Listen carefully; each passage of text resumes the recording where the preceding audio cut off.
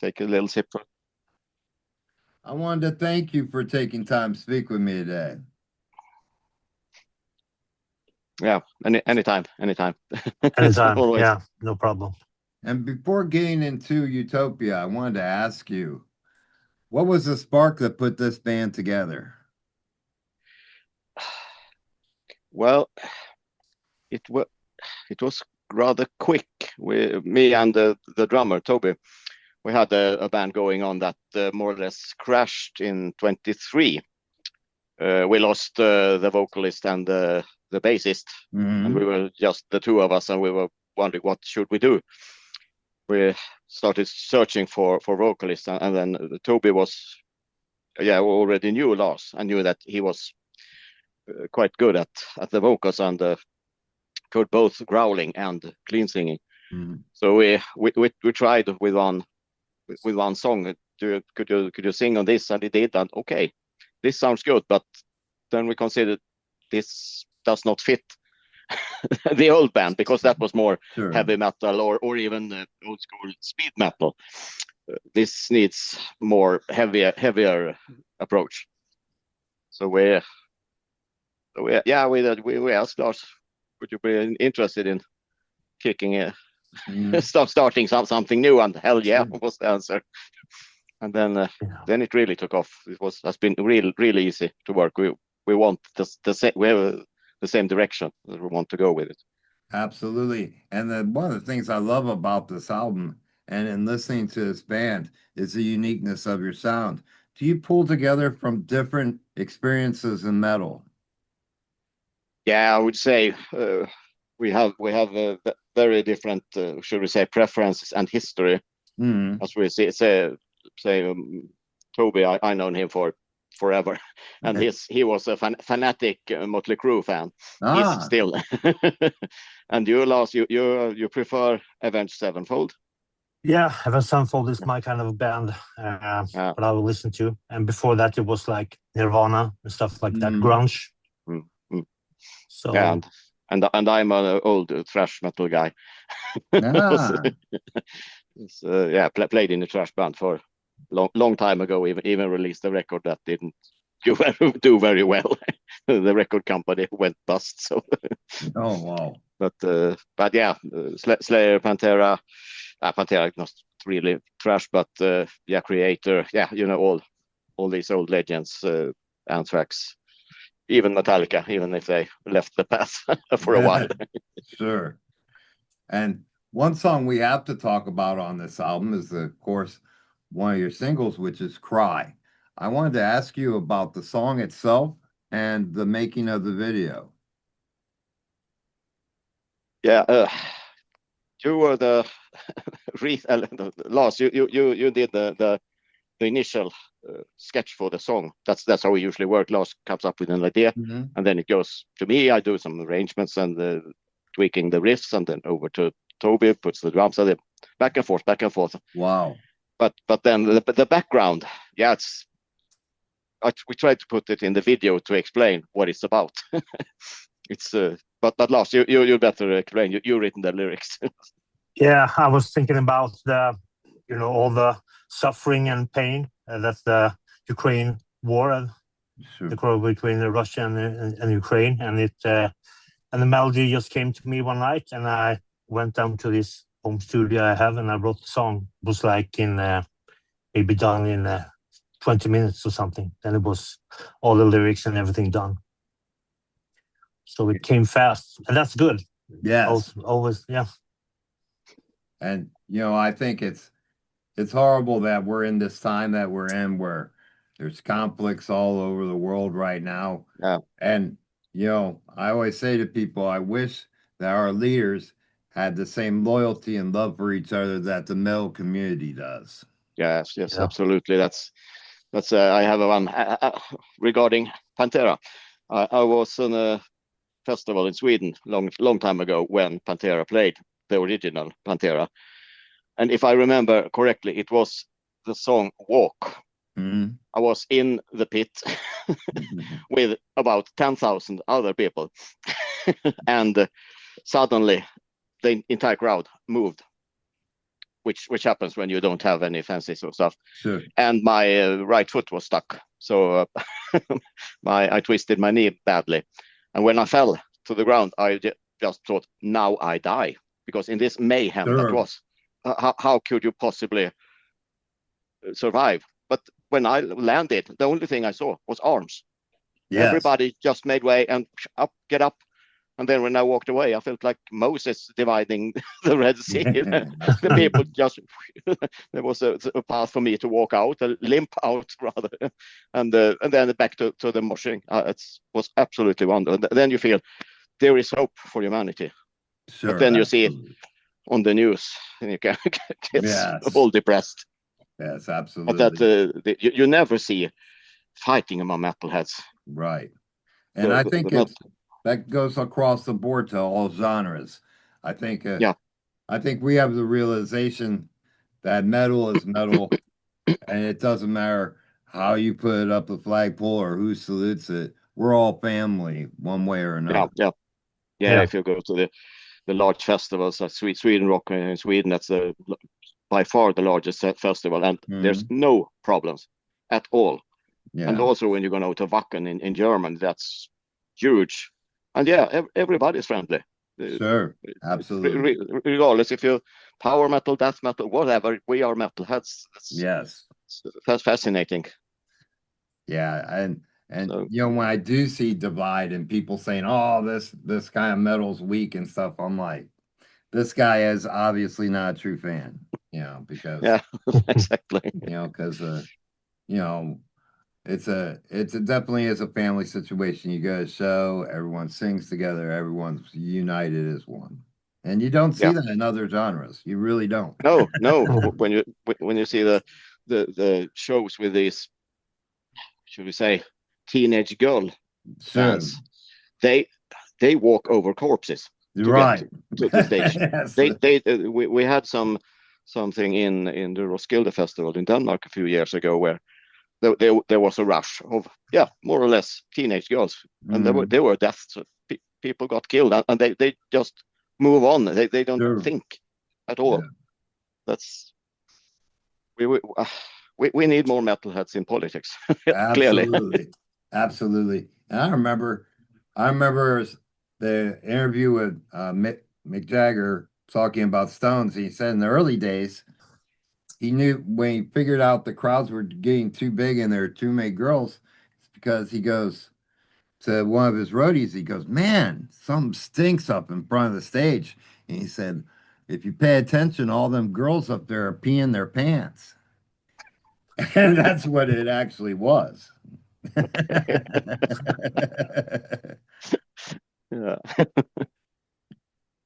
But in getting back to another track that really stood out to me was Your Mind. Could you speak on that track for me as well?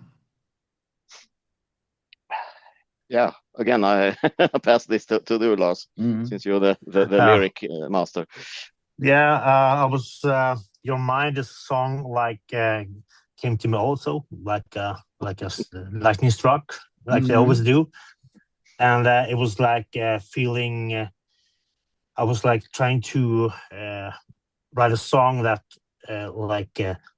give the how to be present in a relationship, and slowly become like suffocating.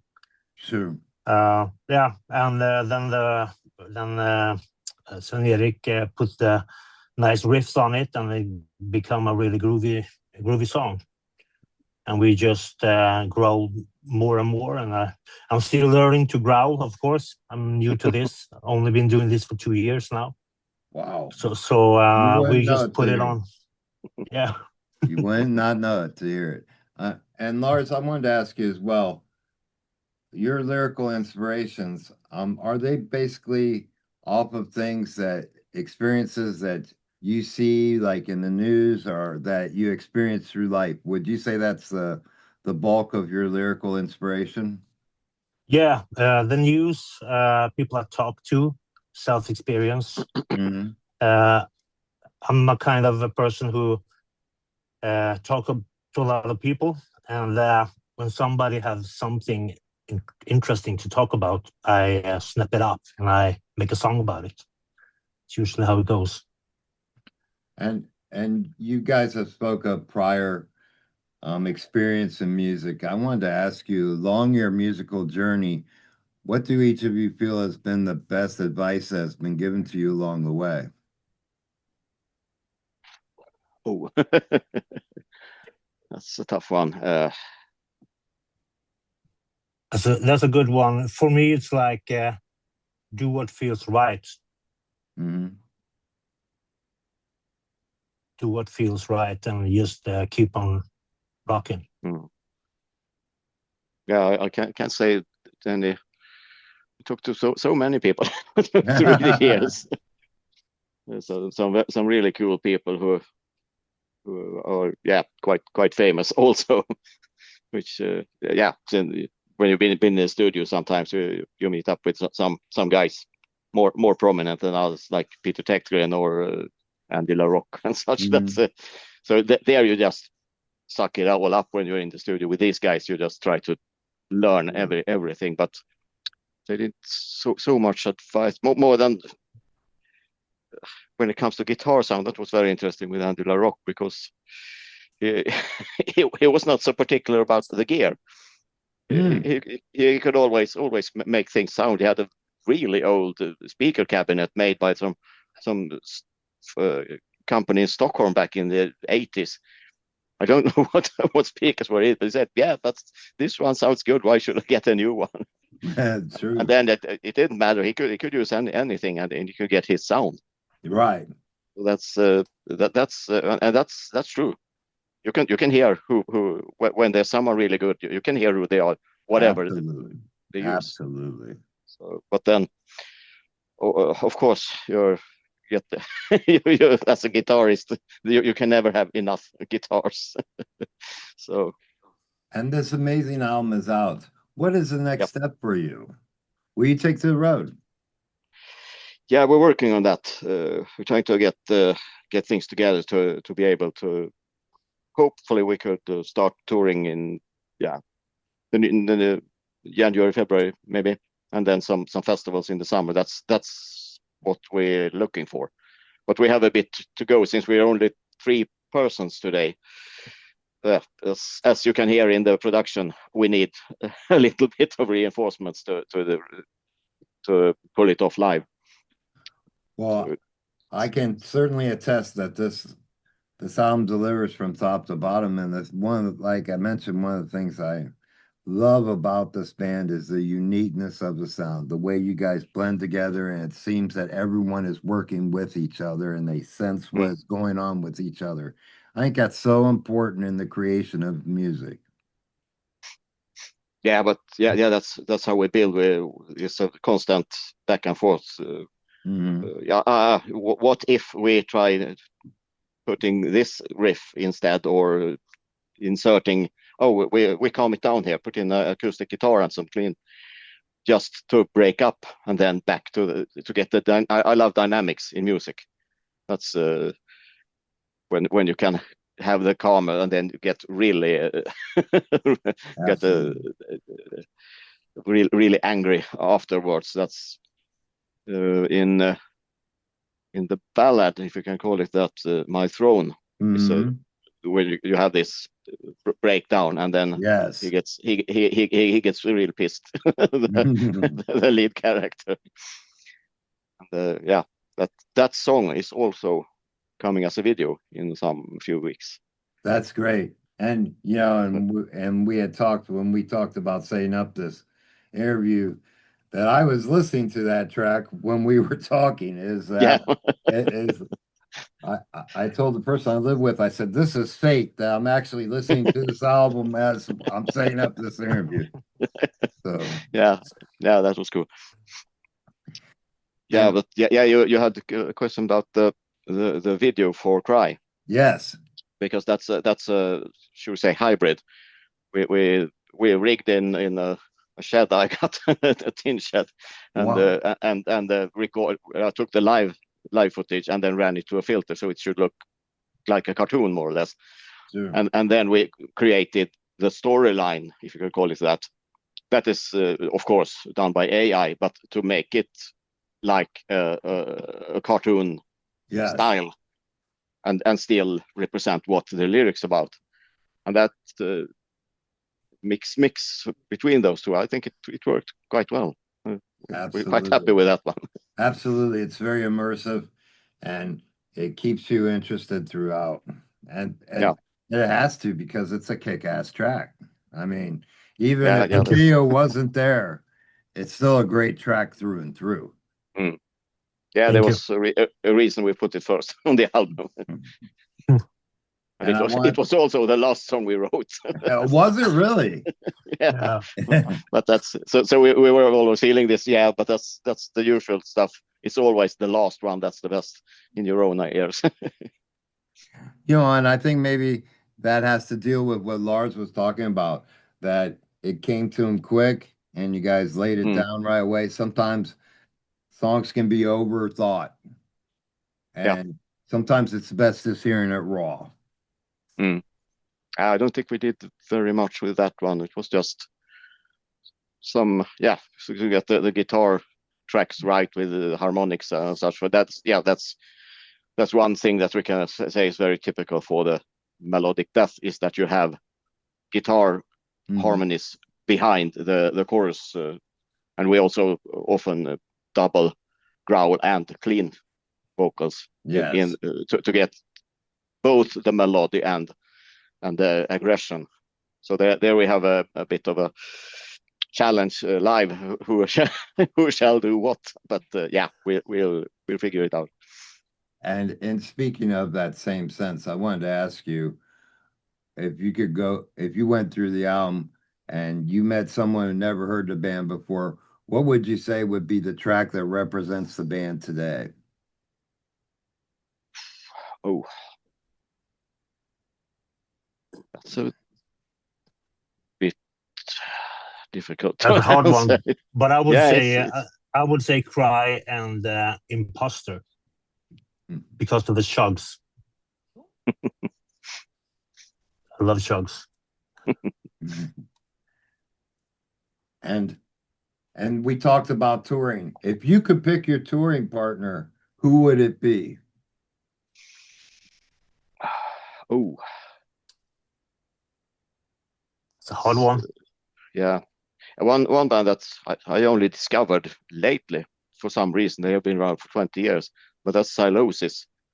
That's a band I really would like to cooperate with, because they have this combination of aggression and melody. And I guess I know agree with that one. Yeah, but I guess you would like Avenged Sevenfold, Lars. Of course. Of course. Absolutely. And then I get to see you here in the States. Yeah, that would be awesome. Absolutely. And now this album is out. What's the best way to get a hold of this album and any merchandise that you have? Yeah, since it's only released digitally for now, we have hopes we could possibly get a record label on the train, so we could get some physical records out. But there hasn't been any, I believe, 2 persons who have asked for physical records so far. But if there's demand, of course we will make them. Excellent. So for now, it's the regular streaming platforms and Bandcamp, of course. So that's the way to find it now. And for merch, that's we're thinking about it. But then we had no idea when we launched this where would it go, how much should we put in before we even release it. We could have spent thousands of dollars for merch, and then if it flops, we sit there with boxes of unsold stuff. And I wanted to ask you as well, the name of the album provokes one image, and the album artwork itself provokes another image. I wanted to ask you, what was the concept behind the album art? Yeah, that was I sit playing around with ChatGPT, of course. Next time will probably be a real artist, but I had this image in my head of a burning city to symbolize the state of the world. Sure. And then I came up with, so the image came first, And then I considered there should be a sign in front of it that was also burnt with the name Utopia to show that that was our dream that went sideways. You're right. Madly. Right. And it's a shame it has. And lastly, my friends, I wanted to ask you if you could give a message to your fans, what message would you give them? Well, listen to our music. Yeah, stay true. Yeah, and we will come back with more music. We have like I think I have like 2 records in my wow. Yeah, we have lots of unfinished work, so we will start with a new album parallel with the getting ready for touring and stuff, because since it's easily for us to create songs, it's a rather fast process. Then it's always the time-consuming things with the mixing and the getting the sound right. But it worked really well. We're very happy with the sound. And that's a great testament to the band and the chemistry that you have, that you're able to create so well. Yeah, but then the message would be, stay true to metal and to each other. We are a family, as you said. Absolutely we are. Well, I wanted to thank you for taking time to speak with me today. It's been an absolute pleasure speaking with you. Yeah, absolutely. Anytime. And I wanted to congratulate you again on an album that I've enjoyed from top to bottom. It's hard for me to pick just a couple songs to talk about, because this album is one that you'll go through to again and again. You know, when I got to end this album, I was like, man, this isn't enough, and went back and listened again, because upon every listen, I pick up little nuances throughout. And to me, that's some of the bread and butter that makes a great album. Yeah, that's the greatest albums are the one that's best for the 10th time you listen to them. Absolutely. Well, thank you again, my friends, for taking time to speak with me. And I look forward to many more interviews, my friends. Absolutely. We hope so. Anytime. Take care, and you guys enjoy the rest of your day. Yeah, same to you. We will. Yeah. Same to you. Cheers. Yeah, thanks. Bye. Goodbye.